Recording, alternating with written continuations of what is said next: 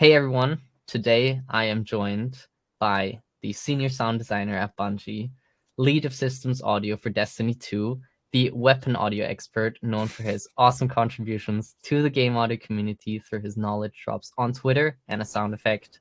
RIP, not anymore on Twitter, unfortunately, but on Airwiggles maybe now, occasionally. Yeah, Um, yeah, the legendary Juan Uribe. Thank you so much for being here, Juan.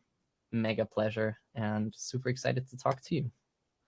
I I don't deserve that kind of introduction. I'm just a regular guy, but I am super happy to be here. I'm always happy to be doing this kind of fun stuff, uh, sharing knowledge and seeing what everyone's up to and all that stuff. So pretty cool stuff that you two are running. So happy to be here.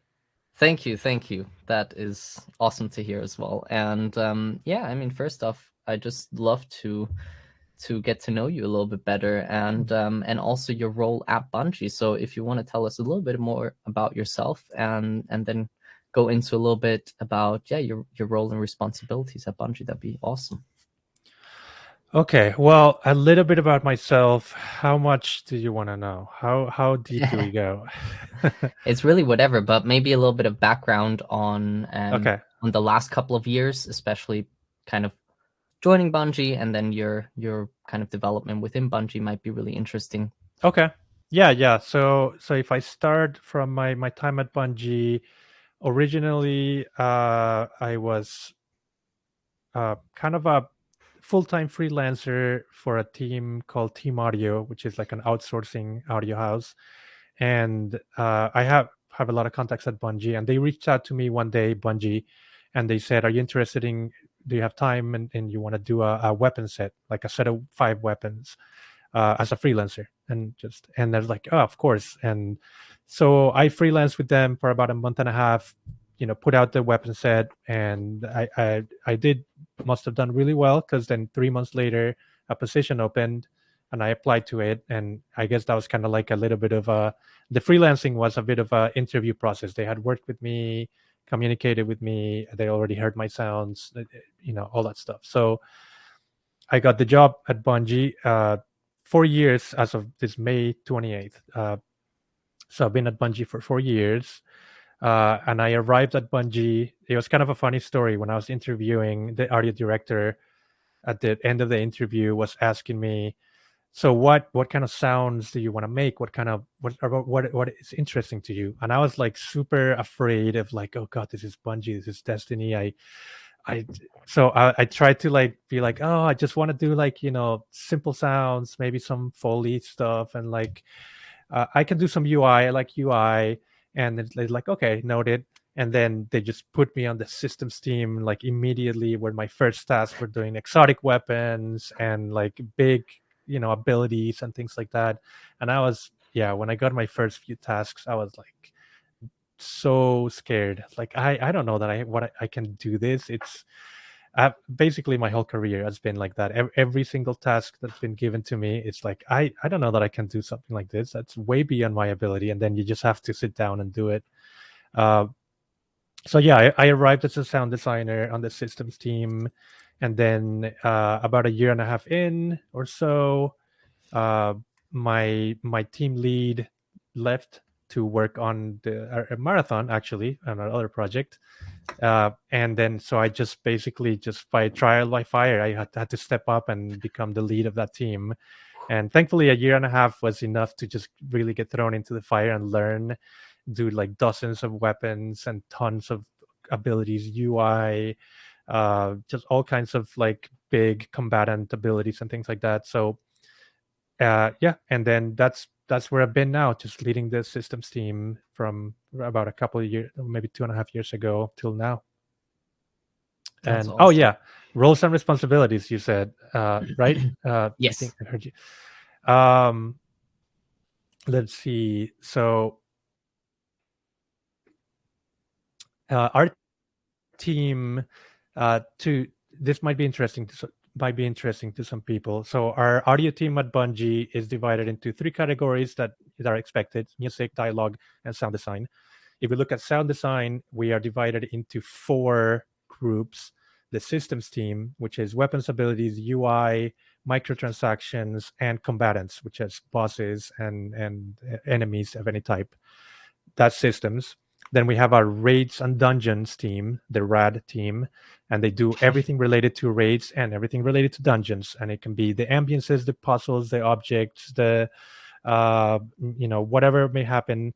And and we share sometimes bosses work with them because they have bosses. Then you have the Vanguard team, which they take care of seasonal releases. We release one season every 3 months, and they usually have activities and all kinds of like fun things. And um, that's Vanguard. And then we have the Scenario team, which they do the expansion, the big expansion releases. So the new destination, ambiances for the new destinations, any kind of activities, lost sectors, anything that builds up any new spaces like that. Uh, and we do cross collaborate a lot. Sometimes we share things. Sometimes we assist other teams. Like for example, this past release we released fishing, and that's a seasonal activity. So the seasonal team, the Vanguard team, is supposed to take care of that, but they are super overloaded, and we were a little light on the systems team. Excuse me. And fishing is kind of like a very systemic thing. It's like it kind of has a lot of similarities to building abilities and weapons. So we basically offered to take on fishing, and yeah, we do a lot of cross collaboration like that, and sometimes we even just share like systems might be doing on a weapon that is also reflected on a mission that another team is doing. So we try to share assets and things like that. But yeah, that pretty much covers my role and responsibilities and the whole sound design team, really. That's awesome. So I'll ask a couple more because I find that really interesting. Just stop Mhm. me whenever, because like we said before, I know how it is. No worries. But in terms of people, how many people are in those feature teams and not necessarily Bungie, but on Destiny 2 in general, out of curiosity? On the audio team, or? Yeah, on the audio team. Oh, okay. So how many people?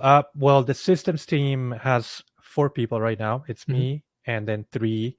Uh, and the scenario team, it's a bit smaller because they get to work throughout the year. And I think there are 2, maybe 3 people, a little variable. Raids and dungeons, the rad team, it has 1, 2, 3, 3 people. And the Vanguard team, they usually are like doing a lot of work, and just they kind of basically have a kind of like an alpha and an omega. They switch. One will do one, and I might be getting this wrong, sorry, it might be not be omega, but they switch off every other release so they can have some Mhm. breathing time, and then they kind of become, they assist each other depending on the release. And that team is how many? 1, 2, 3, 4. I think maybe 7 right now if we count like our contractors. So they have the most work. They're always just overloaded. They have so much work to do, and they do amazing work too. And I love them. But overall, it's quite a large chunk of sound designers, and that's just on the Destiny team. That's impressive. That's very cool. So it's like a bunch of kind of little hit squads, and Yes, then an overall structure umbrella that kind of manages the entire operation. exactly. Yeah, All right. That's fascinating. Very cool. And yeah, within those small little squads, I guess, or hit teams or whatever you want to call them, yeah. is there one lead per team? Yes, Okay. there's one lead per team. I'm the lead on the systems, Hmm. and then each one of those has a lead, and each lead is basically responsible for the aesthetics and the quality and as getting the work assigned, getting the work done and reviewed, and just responsible for the final product. And uh, so yeah, we technically have, and then the Vanguard team actually has multiple leads because they like I said, they leapfrog depending on the seasonal release, because we're always shipping. Basically, we not only have the 4 seasonal releases every 3 months with the expansion every end of the year, but we also have like little micro releases, the Halloween release and the Chinese New Year release and the Christmas release, and they all have names. So we always like basically working on 2, maybe 3 releases at the same time. We could be working on a seasonal release while working on the expansion, and then while working on the Halloween release on like at a smaller scale. So yeah, the Vanguard team has multiple leads to be able to afford to be able to do that, and that's why they have so many people. That's But awesome. yeah, And in terms of, so you said as well, and you put a LinkedIn post on recently, that you were, well, your 4-year anniversary of Bungie, and obviously transitioning as well into the leads role. What was that like in terms of the difference going from, I guess, regular sound designer to lead on the systems team for you? yeah. So the difference is, as a sound designer, when I first joined, I was basically just being handed tasks by my lead and completing the tasks and getting them reviewed, doing feedback, and when I could, assisting other teams if I could, and kind of just getting the work done. I'm very focused on outputting sounds, if you say that.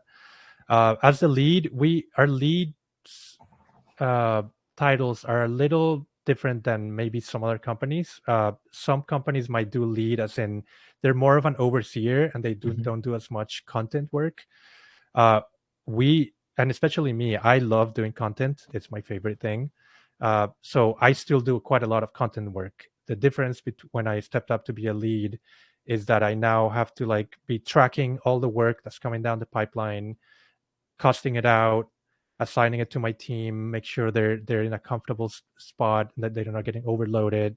Um, Reassigning work when someone maybe gets sick or needs to go on vacation, like kind of managing all the workloads, things like that. And I review all the sounds to make sure everything is hitting the Destiny quality bar, the bar of like the aesthetics that we need to hit, and things like that.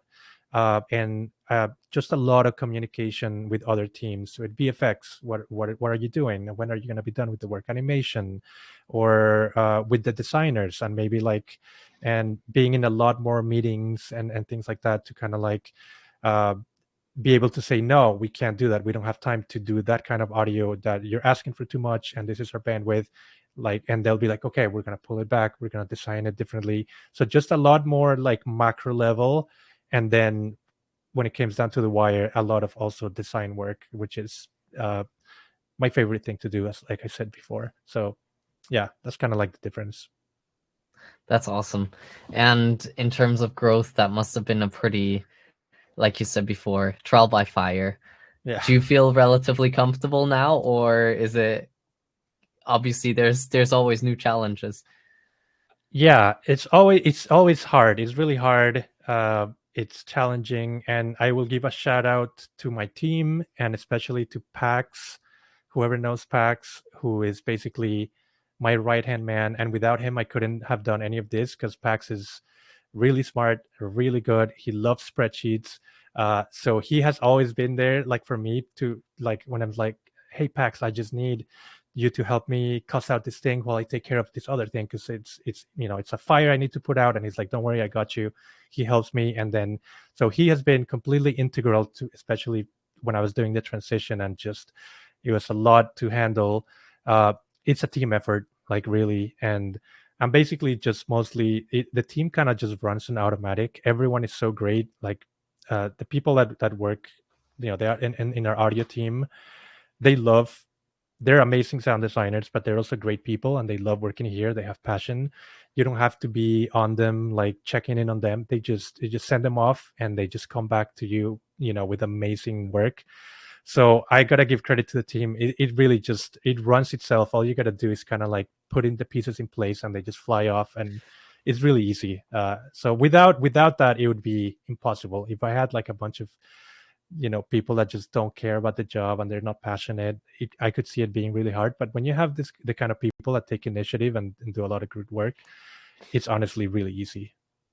Yeah, I feel that. I mean, like, feel the same with sound cuts. It's like such a good team, Mm, and with people you can rely on. It just makes working so much easier because like it's gonna get done and it's gonna get done really well. yeah, yeah.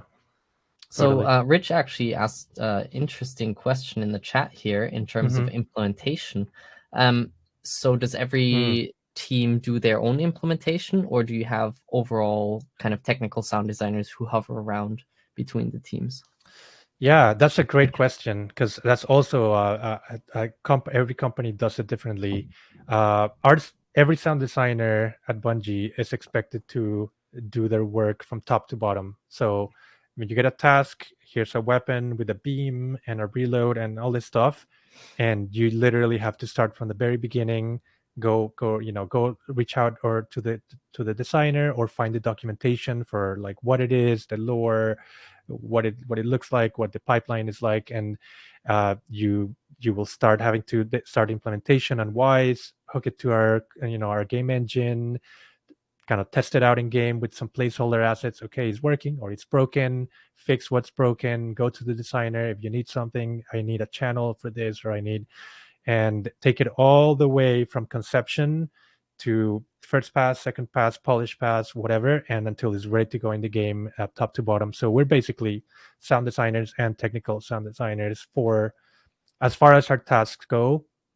Uh, that doesn't mean we also have actually dedicated, especially recently, we've been growing our kind of like a dedicated technical sound design team, uh, which they're basically focused fully on the technical part of like making our tools better, improving our workflows, unblocking us in certain ways. When we have blockers, we communicate it to them and see if they can write us a script, or even like write us a Reaper script or a Wise script, or anything like that, or maybe fix a problem that something's really broken. So that's actually become really handy because we can focus on our work and focus on the creative parts of the technical implementation, and then let they're very smart people that know how to really get it behind, underneath the engine, to give us like the really hardcore, like the stuff that is way beyond what my brain could understand. Uh, so yeah, and that team has been growing recently, and it's been amazing. We have some great people on that team. That's awesome. And I think like a holistic approach like that is really amazing as well, because you have a lot of control and Yeah, you get to kind of be part of every single process. And on top of that, it kind of allows for a whole different creative approach in a certain way, because you're not just focused on the assets, but also on how the design needs to work with the implementation. What yeah. do you think about that process versus kind of a more, not necessarily traditional, but the kind of split between asset and implementation? Yeah, I mean, most of my entire career before landing at Bungie, at Microsoft, at Team Audio, freelancing, contracting, was kind of like me. I'm the sound designer, and I have to hand assets to the or talk to a technical implementer. Like I need it to be this way. This asset needs to be pitched up, and uh, I honestly, I feel like both ways are viable. You can make it happen, and Mhm. especially if you're in house and you have a partner that's your technical implementer, I can see that working really well. I honestly would love to try that, like having like someone very embedded and close by, where you can just communicate to them exactly your needs and then just focus on designing, and then they're focused on, and then they can give you ideas. They can have even more ideas because they're only focused. Let's do this crazy system and let's make something work.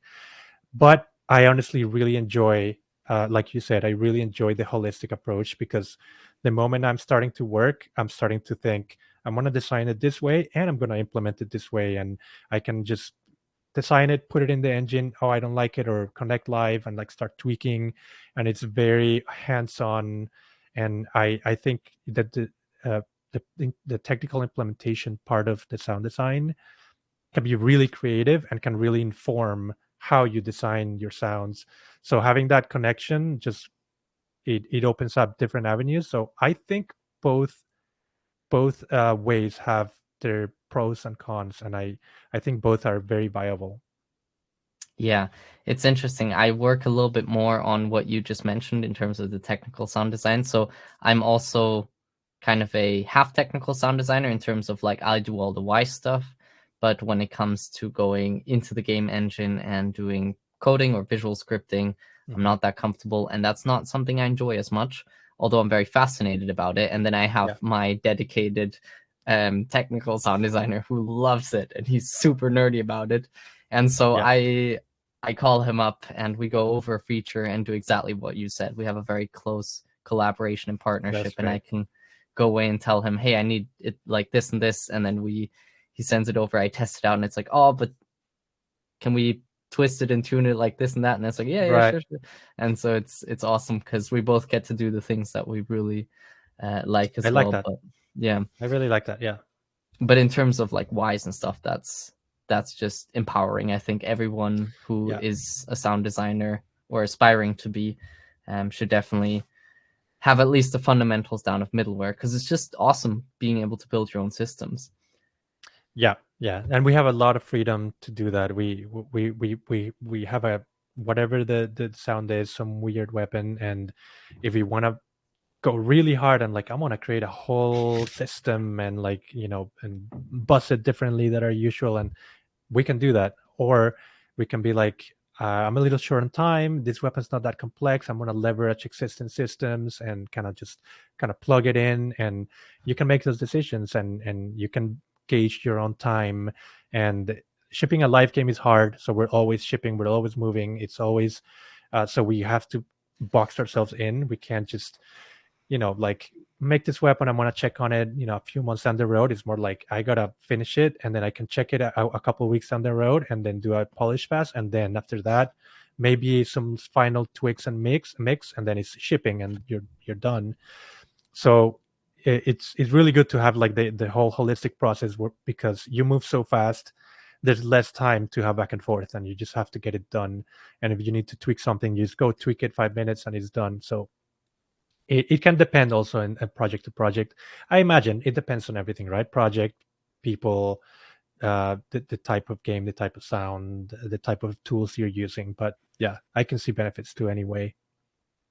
In terms of speaking of the live service side, obviously you've kind of, I guess, worked on both sides of the fence, doing dev cycle projects and then live service. What do you feel like is the biggest difference, and what do you prefer, maybe as well? I mean, I will say before Bungie, I never really uh, shipped a full title, as in like I was embedded with the team Mm-hmm. and like in a full dev cycle. I was always like an outsourcer Yeah. working with an outsourcing house. So it's like our game needs some weapons and or some stuff, or we need to prototype some sound. So I was always a very like guerrilla style sound designer, where like we need a really good sci-fi weapon in a week, and I'll have to just cook it up and throw it over. So I never got to experience like the normal, hey, here's a game that's going to take us 4 years and we're starting in pre-production. I've actually never experienced that. So like my experience with AAA has been Destiny, has been live service, and that was also another like get thrown in the fire and just like here's your dates, and it's fast, it moves fast, which has taught me to it's tricky, and you have to like get a really high quality bar really fast in a very compressed time schedule, and you have to learn how to do that in different ways. That's awesome. Yeah. I mean, it sounds like the special operations kind of team comes in, hits Yeah. hard, gets back out again, Yeah, gets the yeah. job done. Yeah, I think that's what helped me be able to get the job at Bungie, Yeah, because I think I will always all my jobs just ended up being that way. I think because I got really good at designing fast, and usually sci-fi fantasy, and like making it really good and pushing it out. And then I think my implementation skills have always been a little lower than my design skills. So I'm always trying to catch up, because I and then so the next thing they're like, oh, I like those things, can you do something similar? So then the next job I do more, so it keeps snowballing, where I'm always just having to design like cool things fast, or sci-fi or fantasy. So it just I keep getting hired for the same thing, and that they I think Bungie really liked my design style, and but I did have to learn a lot of kind of like catch my skills up in terms of implementation wise, and how engines and wise, like because I've done that like with indie games and like a little bit here, or like so I know it, and I but I never had to like really get down to the fundamentals. So it yeah, it was definitely something tricky, and to this day, I still think like my I can never let have my I never have my technical skills catch up with my design skills because I just keep doing more where I just put emphasis on the design. But that's okay. Like everyone has different like kind of skill meters, right? So Same for me. yeah, I imagine anyone here. Yeah, Yeah. Well, before we open it up totally to audience questions, I would love to dive into some weapon stuff. So, sure.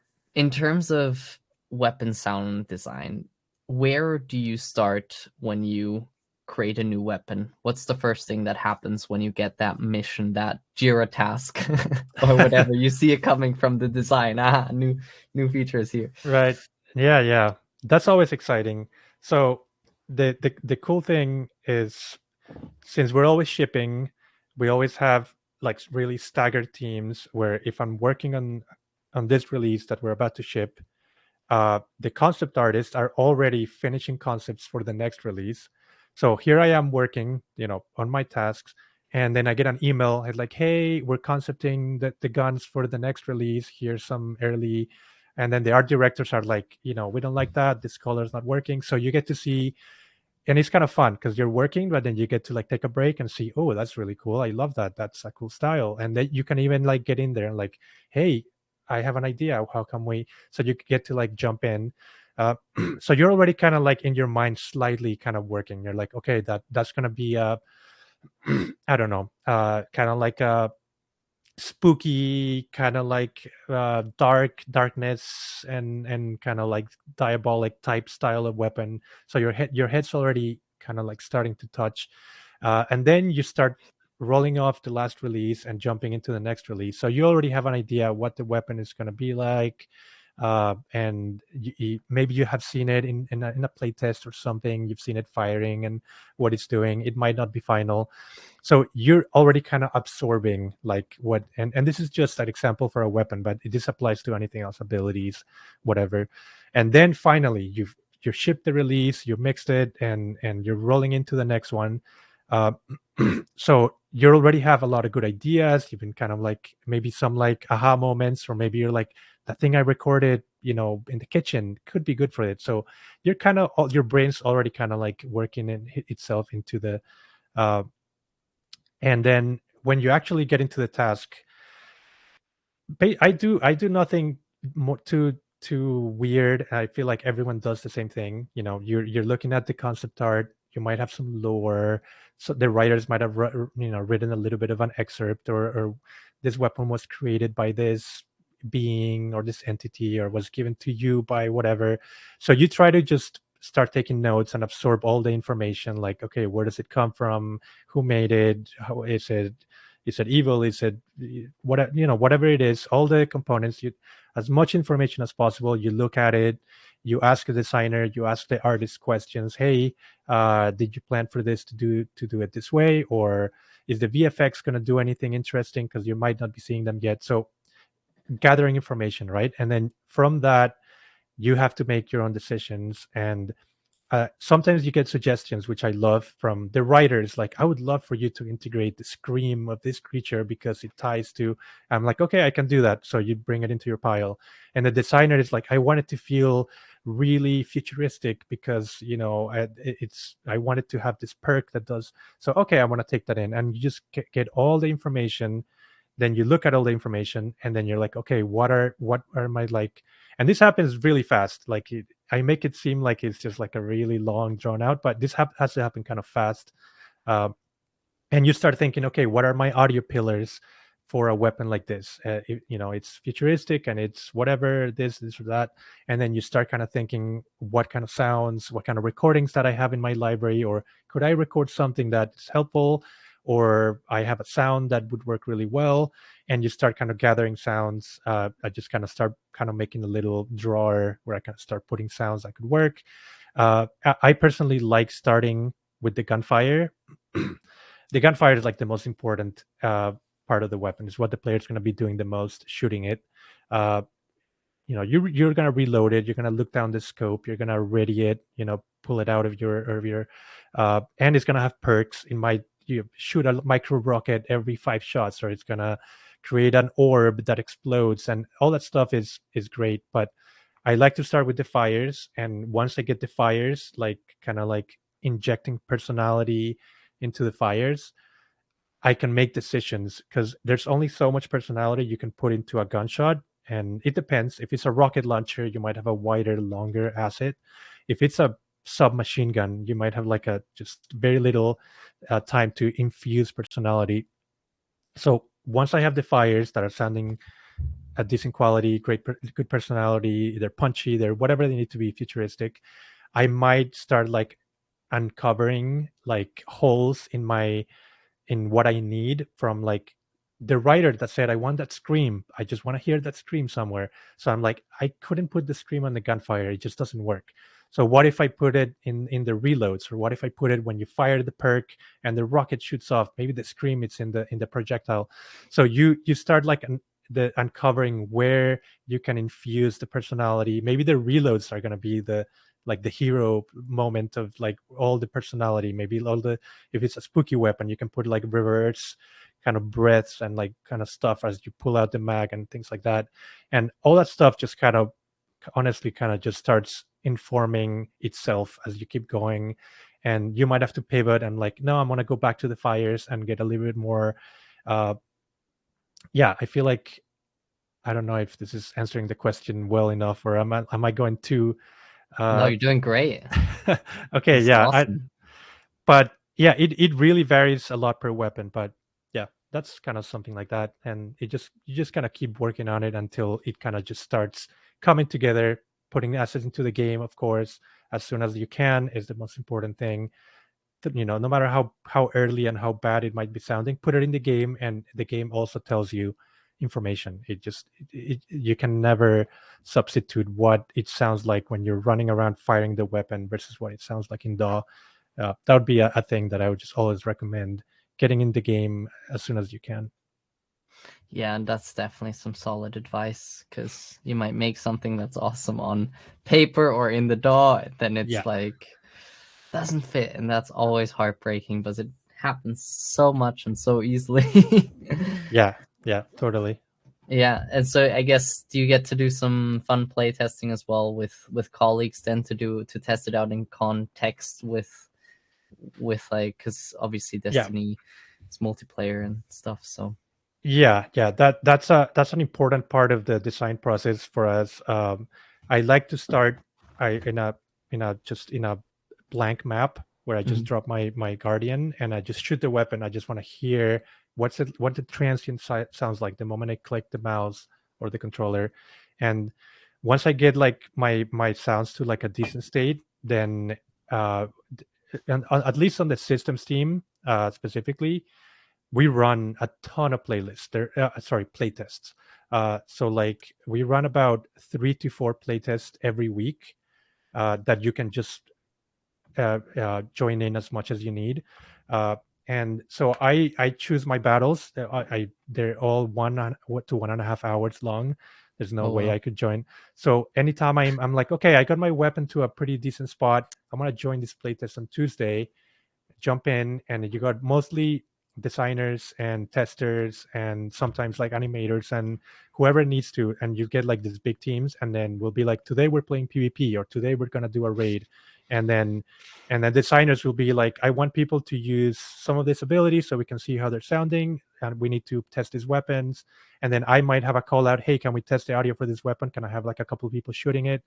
And then we just jump in, and we just kind of play, right? And uh, really just have fun, kind of just pretend we're playing the game, pretend we're players, not like we're not there to shoot at the wall and see what happens. We're there to just feel out what the stuff actually sounds like.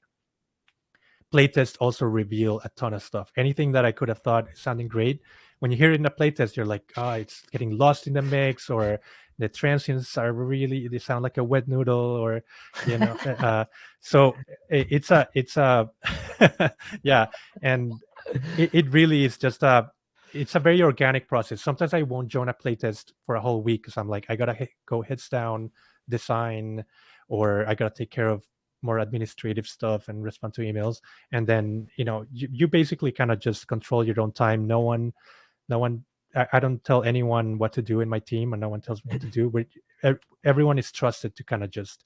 But I definitely think that, yeah, like shooting, or not shooting, but testing your all your sounds in the context of the game is extremely important. Shoot those guns. Shoot those guns. That's awesome. So, in terms of, since you've been doing this a lot, especially with weapons, of course you do lots of other stuff as well. But you know, people love weapons. I love weapons. Weapons are cool. What are some of the most common things when you hear people try out and do redesigns of weapons and things like that they get wrong? Oh wow, that they get wrong. Okay, that's a good one. And I will speak to sci-fi weapons because I've done the majority of the weapons I've ever done have been sci-fi. I've done some like military realistic weapons for a little bit back in the day, but I think sci-fi weapons is my biggest forte because that's what I do the most. Uh, so things that I think the main thing that I notice is two things. I think sometimes people tend to over compress and like suck the life out of uh out of the gunshot. Like it's hard to explain, but I feel like weapons have to have like a punchy, satisfying transient most of the time. Not all of them, but most of them. And we're talking automatic rifles and things like that. And a lot of people, I can hear like people just compress things to where like they become like a just kind of like a sausage, and it just removes, and that can be useful sometimes, and I do it a lot, but like it has to be done with nuance. And if you do it too much, and if you do it like indiscriminately, you can just suck the life out of the transients, and you can suck the life out of the energy and the power of a weapon. And sometimes this is something I've learned, where I would have like all my layers and they're doing great, and I'm like, okay, I want to do some mastering, glue it all together, and I just it kill my dynamics and kill my transients. And if you're and it depends, it totally depends on the weapon and the type of content. Sometimes that can work, sometimes that is what you need, but a lot of the time I'd find myself like, I'm gonna ease up on that compression, I'm gonna ease up on that limiter, or like whatever it is I'm using. And just by easing up, I'll be like, I could hear the energy and the power of my gunshot back. It's like I'm recovering it. So I've learned to just be careful with the management of dynamics and transients, and slapping limiters at the end of stuff and pushing it up it has a tendency to just eat up a lot of the work you've done. It can eat up like minute details and minute differences between transient and body. So that's something that I would say is a big one. And then the other thing is, I think a lot of people they like to do. I think there's a lot of tropes in weapons, sci-fi weapons, and that's fine. Like the biggest trope on a sci-fi weapon is the pew, the classic Star Wars pew, and I think that will never die, and I love it. That will always be a staple of a lot of weapons. But I find that it happens a lot where it's easy to make a pew sound. You can make it in a million ways, and I think to give a weapon true character and something unique and different, you have to find a way to make that pew your own, right? You have to make it unique and different and original, and like just kind of like getting a sine wave and making a pew and serum or something, and then just making that be. It'll work. It works. It's not going to sound bad. It's going to do the job. But I'd like to see when people try different things and just put weird character and like and then take that pew and then run it through some weird stuff, or like do something different, or find a way to get your pew out of something different, like a vacuum cleaner like powering down or something like that. uh, and there's the world, like there's no sound out there that you can't find a way to pewify it, if you will. And this is just not everything is about pews, but like it doesn't have to be pews. It can be anything else. And I know this is sounding ridiculous. How many times I'm saying the word, but injecting character into a weapon. I love letting the world around me influence me, and I go by like I. It's very rare that I have a sound in my head, and I'm like I hear it exactly in my head, and I'm gonna design it exactly in my head, and it's gonna come out exactly into the world. I literally just I'm constantly looking around my house, recording broken equipment, or making sounds with my voice, or With finding a pasta weird. or mac and cheese. Yeah, the bottom mac and cheese, and a lot of that is stuff that's been living in my library for months or years, and or really just finding a library sound that has a unique weird character, and then just run it through the gamut and just come up with something different, even if it's a boom library sound morph, whatever. Just if it has some kind of unique character, just stretch it 1,000%, reverse it, chop it up, run it through a granular plugin, and then you get this weird cat meow kind of weird thing, and then use that as your pew, right? And don't settle for basic pews, is what I'm saying. Yes. Oh, what a epic way to That's, finish. I said pew too many times. I just the comments as well. Embrace your pew. May the pew be with you. Pewify. Great comments. Yes. Epic. Someone You're make sure it's awesome people. Creative. Yes, yes. Next Airwiggles collection. yeah. Credit to Juan. You can get some royalties, although they sell for no Nah. profit, so no one makes any money. Yeah, I like the cat meow pew as well. That's a mew, I guess. That's amazing. But yeah, so I guess it's a very kind of the picture paints itself through putting the colors onto the painting rather than it's something that you take out of your head and into the DAW. It's more of an Yeah. exploration process. I totally I let the sound build itself. I it's really rare for me to hear it and put it on. Yeah. Nice. Yeah, that's awesome. And in that case, let's open it up to the chat. So please, if you have any questions, put them in here. I'll start with some of the ones that have been further up. So, a question from Fernando: how much knowledge of programming scripting languages do you have to have?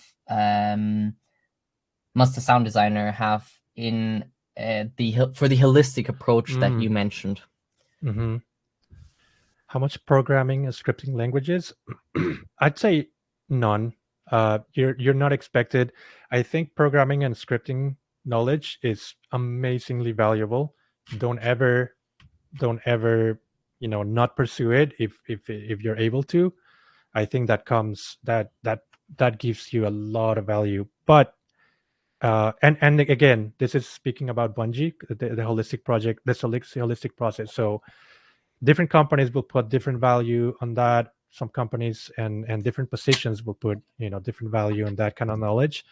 For Bungie, it was never been expected for you to have any programming, or like, I guess scripting can be, it's a word that can be interpreted in different ways. But if you're talking about scripting, like, like in the engine or something for Wise, like that kind of stuff is not expected.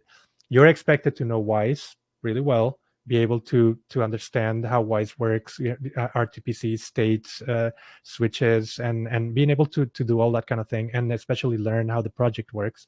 And you're expected to learn, it's a proprietary engine we have, but you're expected to learn the engine and know how it works, and that can have a lot of rabbit holes, and you can go pretty deep. But as long as you're able to do that and just get the sounds to work and be, make it understand how the systems work, and be able to utilize the systems to be creative and make your sounds work, and be able to also test your sounds and debug, and be able to solve bugs and fix stuff. But beyond that, you're definitely not expected to program or to script anything new. But I mean, some people are really good at that, and they can bring a lot of value. So I encourage people to do that if they can. Sure. Nice. Yeah. Similar experience for me. Like, I think when it comes to the general advice is learn middleware. And then if you're really into tech, then go for it, because there's Yeah. lots of awesome positions. It's a really Yeah. sought after thing. But otherwise, don't worry too much about programming. I think that's the Yeah. general good consensus. Mhm. From Alec Vieira, I've heard about some AAA studios affording time for sound design jams/source jams for Mm. teams. Do your teams have that flexibility, or do your production timelines require you to always be implementing and designing to the game?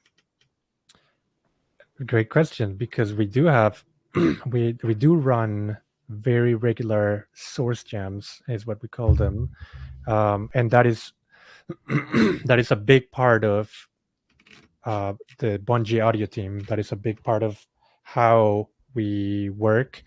So what we do is, whenever we have a new damage type like strand, which we just shipped, or a new anything that's kind of like it requires like some kind of big palette work, and when we have a new seasonal release that they usually have like a very distinct theme, uh, we will run these source gems where we like to break them up into phase 1 and phase 2, where we phase 1 is like, okay, here's the information, here's a bunch of artwork, here's a bunch of videos, here's some keywords we want to follow, and here's a folder, like go record, go experiment, whatever, and get a bunch of sounds. And it doesn't matter if you have no time, then that's fine. If you can contribute 1 or 2 sounds, if you can do 20 or 30 sounds, sometimes people have some bandwidth or they're inspired, and then we will put a bunch of sounds over the course of like a month and a half, something like that,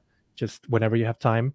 And then we go into a phase 2 where we can take any of those phase 1 sounds that you're inspired by, and then you can be like, oh, that sounds really cool, and you can grab it, and then I'm going to run that through a Doppler and granularize it, and then we end up with like, it's kind of like a construction kit and a design kit, kind of like the boom libraries. Ooh. um, and we end up, and there's no, and we're very loose. We can have design sounds in the phase 1, and we can have construction kit sounds. Maybe someone recorded a cool thing on phase 2, but overall the point is that anyone can have, with a unified vision, can contribute sounds that then when finally the release hits, we have a library of sounds, and we can pull from all of these sounds.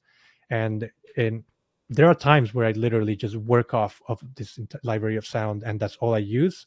There are times when it's not useful because I'm working on like tangential stuff that is not as themed, so I just have to find my way. And then that library will remain there forever, and it's especially useful for like when we have a new damage type like strand or stasis. um, those abilities live on forever, and we release new stasis, new strand every single release almost. So we keep going back to the library that was created 5 years ago, and we keep pulling, and it's like endless. It just, and it not only makes your job easier because we're always shipping so fast that we can move faster, we can design faster, but it just by default unifies an aesthetic because everyone is pulling from the same pool. And so when we have like the whole aesthetic of the entire, whatever it is, a seasonal release or a damage type, it sounds unified because we have like similar sounds that we're pulling from. And in my opinion, it's really good, it's really healthy for a sound designer to be able to experiment freely without any like hardcore deadlines. You're like, here you have a month and a half, spend like 2 to 5 days, as much as you want. Just open up your DAW and just throw stuff, and if nothing works, then don't submit it. If you have gold that you hit, put it all in there, we love it. And I find that it's extremely freeing, extremely valuable. It's extremely creative. You don't have to worry about like, do I have to make a gunshot or I have to make a reload? You just make textures, impacts, whatever you want, and it'll find use. Um, yeah, and I really value that. It's a big part of our culture, and it's extremely beneficial. That's awesome. Little sound doodles, I call them. Yeah, yeah, yeah, yeah. I love doing those as well occasionally when I have time. Unfortunately, in outsourcing, that usually doesn't happen because of also tight deadlines. But now, Yeah. because I'm on a pretty long-term project, I get to do a lot of exploration and experimentation. So it's a really cool Nice. switch up, and it's awesome Yeah. to dive into something and just test things out and test ideas out and whatever. Yeah. So we have another question from Max Ellis. Hey guys, I have a question about how employers measure proficiency in applicants' software experience. In many game audio vacancies, whoops, sorry, it threw me off. In many game audio vacancies, including for junior roles, it is asked that you are adept or proficient slash skilled, etc. in software, typically Reaper and Wise. At what point is one able to consider themselves as adept, proficient, or skilled on an Mm. audio program, particularly when, example, Reaper doesn't offer certifications like Avid does for Pro Mm. Tools and vice versa for Fmod versus Wise? Sorry for the long question. Would be great to hear your thoughts. Mm. Thank you, Mhm. Max. What do you think about that? I think that's a great question. It's there's so many barriers to entry, and there's a lot of tough things about, yeah, jobs, how rare they are, how hard it is to break in the application process. In terms of adept or being proficient, uh, that is that is a tough one because, yeah, you're right. There's no like, here's my certification for Reaper, I'm good at it. Like, it's tough to do that. And even with Wise, you know, I can see someone that is certified at Wise and they went through the thing and they just kind of memorized the things. And I could see someone that doesn't have the certification for Wise that made a video of them showcasing how creatively they used it, and I would trust that more. So it's hard to judge, and I think it really comes down to your presentation as a person in your materials, like your demo reel, your portfolio. Um, if you have a technical reel where you showcase how you use, Wise or Unreal or something to do something with the game, I think all of that really is what, I mean, any employer or anyone that's looking at applications, which I do a lot when we're looking for someone, you can really quickly tell someone's ballpark level of proficiency. You can put in within a band, like I can see a sound design demo reel and see, I can put you in a band of like your sound design skills, and then I can see, oh, I shipped this thing where I used Wise and have a couple credits for this. And here's my technical audio reel where I did this. And I look at it, I see what he's doing, and I'm like, okay, I can kind of put him in a ballpark of, he's yay proficient with Wise or with Unreal. You can kind of like put him in like certain categories. At that point, is about deciding, is this person, you know, hitting a mark enough to like, give them an interview and whatnot. And then I think in the interview process is when you really, maybe if there's a sound design test, and then at the interview process is when you really get to dive in, and that's where you really get to extract, that sounds a little clinical, where you really get to learn about the person and like, get the information to know what kind of proficiency level you are. But in terms of like you reading an application that says must be proficient with Reaper and with this and with that, what I will say is just make sure you have some really strong demo reel and portfolio materials that showcase.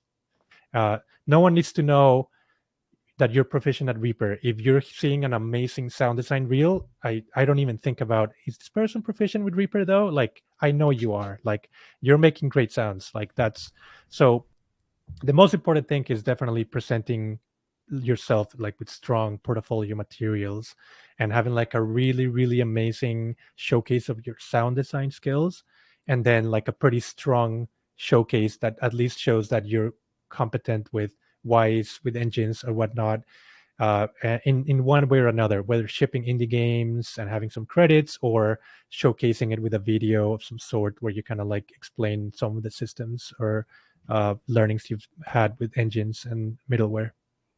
Awesome. Yeah, I think it comes down to kind of two words or three: show, don't tell. Yeah, Show yeah, what yeah, you can exactly. do. Don't worry too much about the certifications and stuff because your work speaks for itself. Yeah, exactly. Cool. Then next question from Bettina. What's it like for the audio team to work in the pre-production phase of the game? Do you design a lot of placeholders? How do you approach designing when the game is not really polished or in the beginning? Obviously, we're Mm, talking about live service, and you went through this a little bit before. yeah. Um, yeah. if you could just elaborate Yeah, quickly. totally. Great question. Uh, so live service, our pre-production is very fast, right? It's not like the 3 4 5 year games where this huge pre-production that can last a year 2 years. So our pre-productions move very fast, but and like I said before, sometimes we have to split our brain and like look ahead and be working on one release and then looking ahead and doing some pre-production, start talking to designers on a future release, and sometimes even looking farther down to the expansion. So like, even though we might not start true design work for an expansion until like 3 or 4 months before the expansion, sometimes a year in advance we might be doing. And it all depends on the type of content. So I'll give you an example. For example, in weapons, we have very systematic approaches to weapons. They go from concepting to hard surface. They get put in the game. The designer does the design. Does it shoot a rocket? Does it do that? VFX and animation start doing what they need to do. Audio is already kind of looking in, maybe poking in a little, and then they come at the end. And they're very systematic. But like, take something like Stasis or Strand, like the big damage types. Uh, those we do like pre-production from like a year and 2 months before we ship them, where like we're looking at concept art, and we're looking at what the designers are thinking and suggestions, and leadership is thinking, no, we should go this direction. And we as sound designers, as we're working on like 3 releases before this is even going to come to live, we're already like thinking about what that means, maybe planning recording trips and things like that. So with Strand, I was planning recording trips, if you want to call them, or recording sessions. Like, I was recording stuff a year before we shipped, right? And then just to have like start building up a little bit of a library, and then we had like some cinematics that marketing wanted to put out to the world months, like literally like 5 months before we were even going to start working on actual assets. So I had to go in and like kind of like do some like quick, like mock-ups and placeholder sounds that sounded pretty good because they had to be in the cinematic. And then that actually became like, okay, I'm going to use that as a bit of a informing. And then as the months pass, it's kind of like a pre-production that's happening on the fly, as and like you're juggling pre-production as you're producing. It's a really hard thing about live service, and especially us, the systems team, which we work on every single release, every single seasonal release, and every single micro release, and every expansion. We're always juggling, and we're like pre-producing one thing while producing the other, while mixing the one that we just shipped. And we're always like, it's like a constant. uh yeah, I feel like maybe that answers the question. I might have gone on a tangent a little bit. No, that was Hopefully, awesome. Bettina, That's that's good enough for you.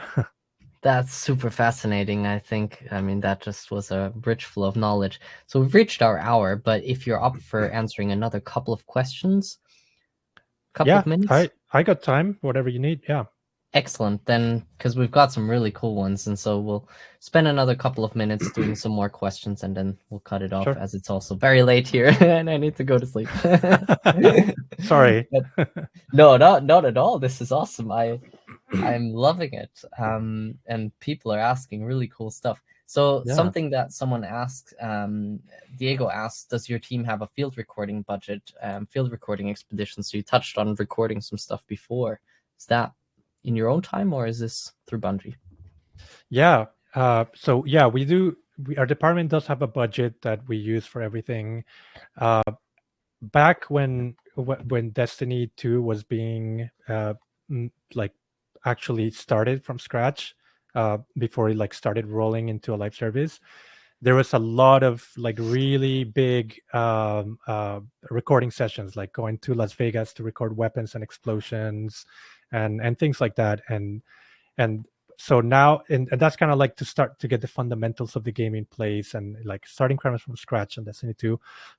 Since then, that we definitely don't really have like that much time to like be doing like the big massive, like, let's go to a city and spend a week and all this stuff. But we do have a budget, and a lot of the budget, so we have like a big recording closet at at the HQ. So a lot of microphones, recorders, equipment, gear, travel bags, and all kinds of stuff. And we can like like check it out and use it and put it back and whatnot. Um, a lot of the different sound designers also have their own tools. I feel like a lot of sound designers just like having their own equipment, and that's something that a lot of people have. Not everyone is. It's uncommon. I honestly don't have a huge tool set. I have like very targeted. Like I have a nice shotgun, a nice handheld. Right, that's really nice. Yeah, and I have like my one recorder, and it depends per person. I personally like recording. Sometimes don't find myself having enough time, but I like recording a lot for my own. I just enjoy recording. I love the process, and I love getting unique sounds from my surroundings. And I like organizing sessions, and I can get small pieces of budget to like, hey, can we buy this stuff to break it, or can we do this stuff? And Bungie's really good about that kind of stuff. They have never gotten turned down on for like any ask, but my asks are usually very small. But I know other teams, like like some other incubation teams, that they have been doing some great like field recording trips where they go out and like record around the area, like whatever different things that I can't get into. But yeah, that's something that I personally really enjoy, and I always wish I would do more of. The incubating those pews. I was Right. pointing to this because for me, like the Zoom F3, it's my little wonderful child. I swear So, by it now because yeah, so tiny and useful. yeah, I don't like the whole rig and stuff. I found it very like a lot of faff, and I like to press record. I don't even have my headphones. I just take a million takes, and I sometimes adjust the gain a little bit, and then Yeah. I listen to it later, and I kind of just play around and focus on the actual sound. So I'm like that too. I like to be. I'm not super meticulous. I like to, and I learned this from one of my favorite sound designers at Bungie, who's no longer at Bungie. He moved out of the country, but he has a similar approach to you. He has a great like kind of loosey goosey artistic, like in different personalities have different. Some people are like, I want to perfectly plan out the time and tag everything and like slate it and put on the headphones and get the perfect take. And he's like, let's just record this cool thing and like we'll get a nice surprise when we go check it out on the computer. And his approach to sound design is his own, and I've learned a lot from that. I feel like there's value in being kind of artistic and loose, and just and then also there's a lot of value in being very organized and very, and I find myself in the middle, like borrowing from both, and kind of just because there's an art. I think there's an art, and there's also a science to field recording, to recording in general. And you can view it in both ways, and you can also merge both and kind of be in the middle, and they're both beautiful. They both have their advantages. for sure, you can't rock up to like whatever car or crazy expensive high budget gun Right. recording session with a Zoom F3 and be like, all right, let's go. Yeah, It yeah. has to be There's a time some and a place too. Yeah, yeah. You could not do exactly. that. Exactly. Okay, cool. So let's go through some of these next ones. Cool. This is a very quick one, I think. Mhm. Adita asked, what will be the ideal mixing levels sounds for game from the start of the project itself so that the project sounds good from the beginning itself? And I already know this answer. I guess it depends, right? There is no ideal mixing level. Yeah, I mean that's a really good question, because it's mixing is a whole other art, and mixing a Yes. live game is extremely hard, uh, and we're always moving, and there's always a lot of things. So there's a lot of systems in place we have to kind of protect us, but there's a lot of mixing that has to happen.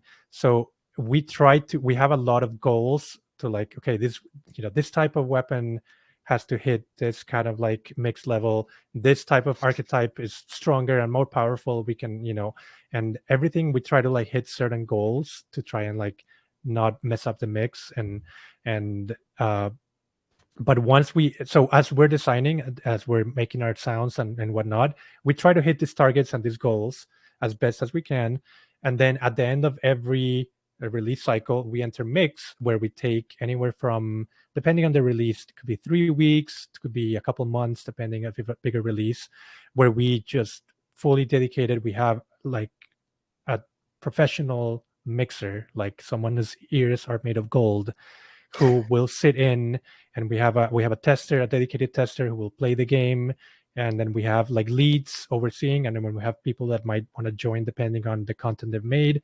And we just spend day after day playing the game over and over, testing the different weapons, testing the activities, and then mixing the game based on a lot of targets that we have to hit, and also by ear, just like what feels good and what is feels like it's way too out of control, and we need to bring it down, or like we're not hearing the sound at all, we need to find a way to make it pop. And it's an extremely hard process. It's really exhausting, and it's not perfect, and we do our best. But there's a whole talk that could be about mixing, that someone better than me could talk about. But it's a great question, because there's a lot to unpack there.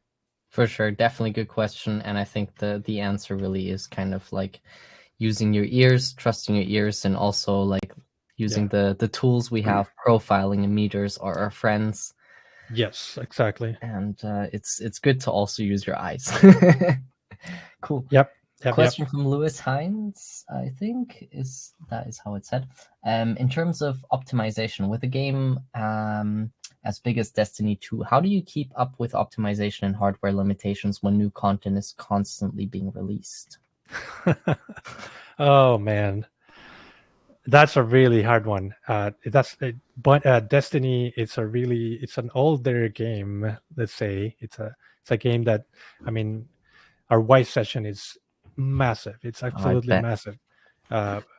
You basically have to, like, the first thing I do when I wake up is hit open and Wise, and then just go do something else and wait a long time. And it's a tricky one, and I don't want to get too much into it. I don't know how much I can say, but it's definitely something that we think about, and it's also really hard to adapt because it's such a large moving ship.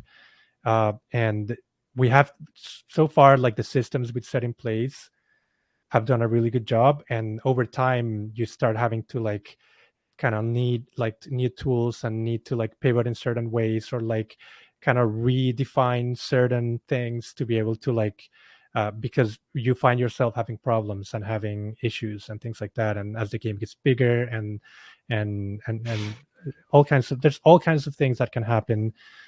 So yeah, I don't want to get too much into this one, for not to be, it can get into, like, maybe proprietary things, but it's really hard. I will say, it's a really hard thing to do, and everyone has to, like, be aware of it, and we also have really smart people that are like on top of, like, always trying to, like, be like, find ways to around it, or not around it, but find ways to adapt, and like be able to overcome some of the issues that keep popping up over time.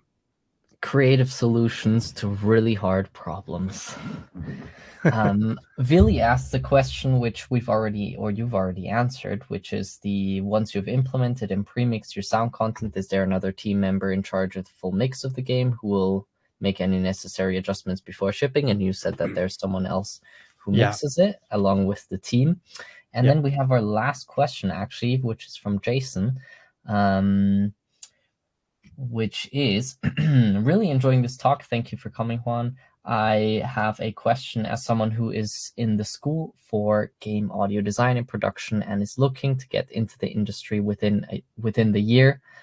What advice would you give to someone trying to break into the industry, particularly working in AAA as a junior sound designer?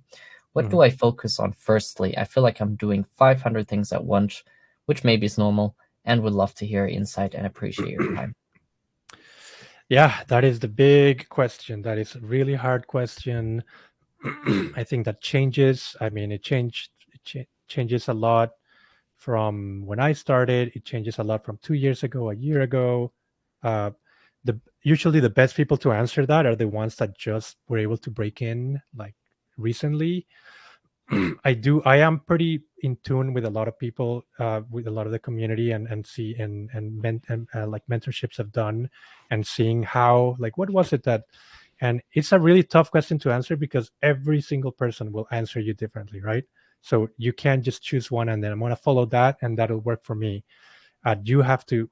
So in terms of advice, to just not go around, I would say that if you're doing 500 things at once, I think it's really hard, but that it is what it felt for me, and it is what I think has to happen this day and age.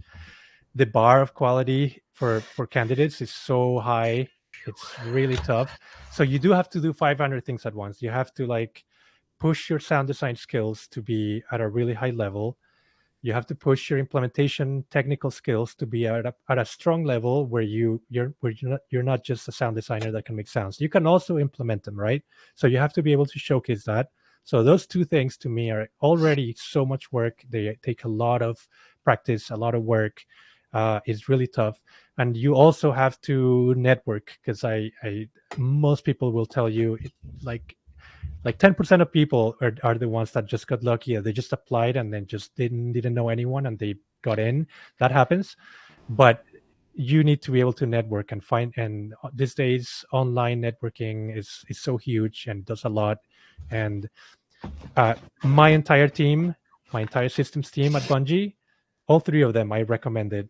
And they are working now with me, like all three of them. I literally have a recommendation bonus for all three of them.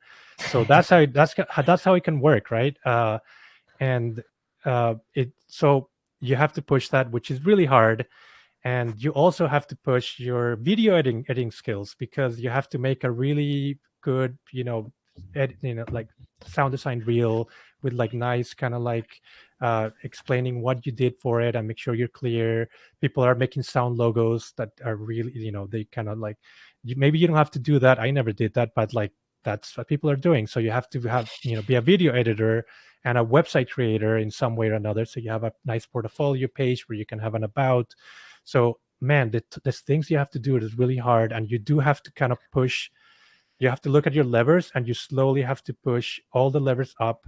And sometimes you might have want to focus on, in my opinion, sound design skills. Push that lever the most. Really like focus down, because if you have like a mind blowing sound design reel that like someone is looking at and they just like holy cow, that was out of this world, that blew my mind. And hey, their implementation skills, they're okay. It looks like they know wise, but like I'm just stuck on like how good that weapon was, or like something. Let's give this guy an interview, or this girl an interview. Sorry, let's give whoever this person is. And I feel like sound design skills can like do a lot for you, but you're gonna find there's another candidate with really strong sound design skills who also is like a whiz at Wise and Unreal. So now, we're gonna be looking at that person, because like not only can he do like these amazing sounds, we're not gonna have to teach him Wise because they already know it really well. So now we're looking at that person. So it's really tricky. And then the networking presentation. So my advice to you is push all the levers as best as you can. Don't overtax yourself. Try to do your best and like slowly kind of just. But if I had to say something, focus on sound design first. Make sure like you're really right there, because that's the hardest thing to teach. We can teach you. We might have completely proprietary tools, and as long as we can see that you have some knowledge of the tools, we're like, okay, we're just gonna teach him because his sound design skills are out of control. We need this person. So sound design skills really high up, technical skills like right behind it, but make sure they're solid. And then all the other levers, like make sure you're pushing them up. And networking is pretty big. And yeah, just a lot of luck. It's really really tough, and there's a lot of people. It's a great job. It's a great career. It's really rewarding, and there's not a lot of positions, especially if you want to be in AAA. There's not a lot of positions for juniors, especially. Internships are rare. Junior positions are rare, and yeah, you have to really stand out of the crowd because there's a lot of people that want it. So, and reach out to me ever if you want some more help on some, like email me, and I can always help. I can give you advice on your reel, and where you are with your website and things like that. I'm always happy to help. Who was it that asked? Jason. Jason, yeah. Jason. Yeah. Yeah. Jason, reach out to me. There you go. I mean, I think that was, excuse me, awesome advice, and I love that you said kind of one of the really good things is to look at the people who have just come through it. And we actually have a junior sound design panel, I believe, tomorrow evening. So Mm-hmm. you can actually hear it there from people who have just made that leap to full time. And we're going to ask them about their experiences and their advice, because it's totally true. This industry is very young and it changes very rapidly. So That too. Yeah. it's very much like what went 2, 3, 4, 5, 6 years ago isn't necessarily the best advice anymore now. But just know that Exactly. it can be very overwhelming. I was overwhelmed. I think every single person was overwhelmed when they started. But we're all in this together, and this community is really one of a kind and is so amazing and helpful. And obviously you're here, you've shown up, you're on Airwiggles as well, so you're in the right place doing the right things. And I think one of the big things is also, I read the within the year, I think the big thing is don't put the pressure on you. Play the long game, you'll eventually get there. But kind of setting your expectations super high, and then if you don't live up to it and then crushing yourself is very counterproductive. So I think play the long game. Yeah, let me tell you about the long game, because I when I started and I said I want to get into AAA games, and first year, and I thought first year, and then a year passed, and I got like a little indie, a little side thing, and then I applied. No one was listening to me. I was able to get one interview at the phone level, and they never heard back from them. It took me, and I tried really hard, and no one paid attention to me. It took me like a solid like 3 to 4 years of freelancing, finding gigs and post production, and getting like little indie games, and working really hard to finally get something, like get like a Microsoft job, which wasn't exactly games, but it was like augmented reality. And then from there to an outsourcing house, and all that time I wanted to be in a AAA company.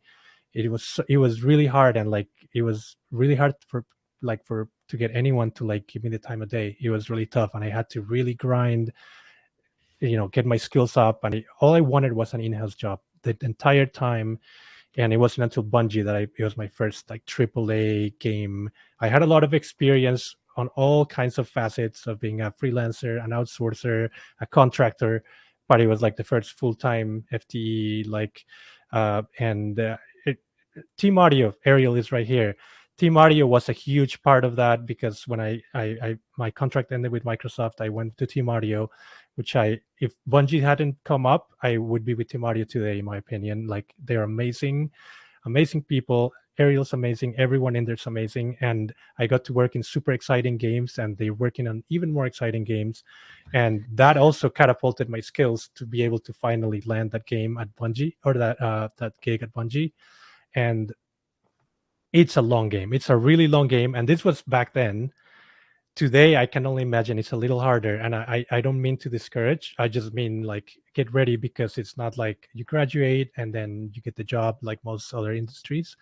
It can be pretty tough, and you might have to find ways into indie games and like get credits and try to like kind of like hone your skills. But yeah, it's a long game. It's definitely, you might get lucky though, but yeah. Yeah, and enjoy the journey, like enjoy where you're at, and savor it, even though it might not seem amazing at first or when you're in the situation. But like looking back at it, I'm sure that you'll definitely feel really good and look at the growth where you were 6 months ago, where you are now. Always look at your own growth and how that compares. I think that's always a really good motivator. Open some old Reaper sessions and cringe a little bit on the on whatever you've done. Yeah. If I had to, another Ariel joined, and he gave me if I had to leave one piece of advice to everyone that's like trying to practice their skills and trying to like get a job and things like that, one of the biggest things that I learned from an amazing sound designer at Team Audio, Kyle Van Dislunt, is he does this thing where he designs one sound every day, Like no matter what, like, even if it takes 10 minutes and he has no time, he just tries to run it through a bunch of plugins and try to create something unique. And he's done that for like years, maybe like 7, 8 years. Like you can look at his SoundCloud and every single day has a sound. And I did that for months. I was making one sound every single day, and that is the biggest period of growth of my sound design skills came out of that. Because sometimes you think, no, it's just a sound. Like what making that one sound every day made me discover how to make better electricity, how to make better weapon sounds, how to make mechanical reload sound better and cleaner. Like every time I made a sound, some sounds were garbage and they meant nothing to me. Doesn't matter. There's always going to be garbage, and you got to like go through the garbage to find the gold. So if you have the time, if you have the time in your life to be able to sit down for 5 minutes, 10 minutes, half an hour, 1 hour, to just make one sound, whatever that means, one click or one punch or one weapon, whatever it is, doesn't matter, or one ambience, whatever it is, or record one sound or whatever it is, do that. And I guarantee you in 3 months, you'll be like, holy cow, you will feel like such a better sound designer. I guarantee you, it doesn't feel that way until you do it. And when I did that for months at a time, oh, man, I could feel the meter of my sound design skills just increase like a lot. So I love that advice because it has helped me so much, and it's what basically I think got me to the quality level to be good enough for Bungie. That's amazing advice, and a really awesome place to end here. I am super just filled to the brim with amazing knowledge. Thank you so much, Juan. That was absolutely phenomenal. And Thank you yeah, for the questions. Like, those are some great questions, and thanks for everyone for showing up and having some fun here. yeah, this was great. And yeah, thank you all for like Juan said, for your questions and for being here and showing us so much love. And yeah, I hope you all have an amazing evening, morning, midnight, whatever whatever Get time some it is. sleep. I will Yeah. do that. Have a Yeah. Here, wonderful time, Juan. let me drop my email if anyone wants to email me, and like if you have some questions about other stuff or you want some advice, anyone here, email me here. I always like, I'm leaving the country tomorrow, so I'll be busy for a week. But anytime I find time, I love being able to share knowledge, help people, whatever you need. Uh, Especially now that I'm off Twitter, I'm off social media completely, almost completely. I'm on Discords here and field recording Slack or whatever. But I that's the way now. I love when people reach out to me in very authentic ways. Don't reach out to me and say like, hey, do this for me, right? Like, let me know who you are, write me a nice letter, and I'm always happy to help out. This is an awesome opportunity, people. So definitely make sure to use it. And yeah, take care, everyone. We're gonna end the stream here. Thank you so much again, Have Juan. a good It was night, an absolute everyone. pleasure. And see you in the next one tomorrow. Thank you so much, everyone. Thank Bye you all. bye.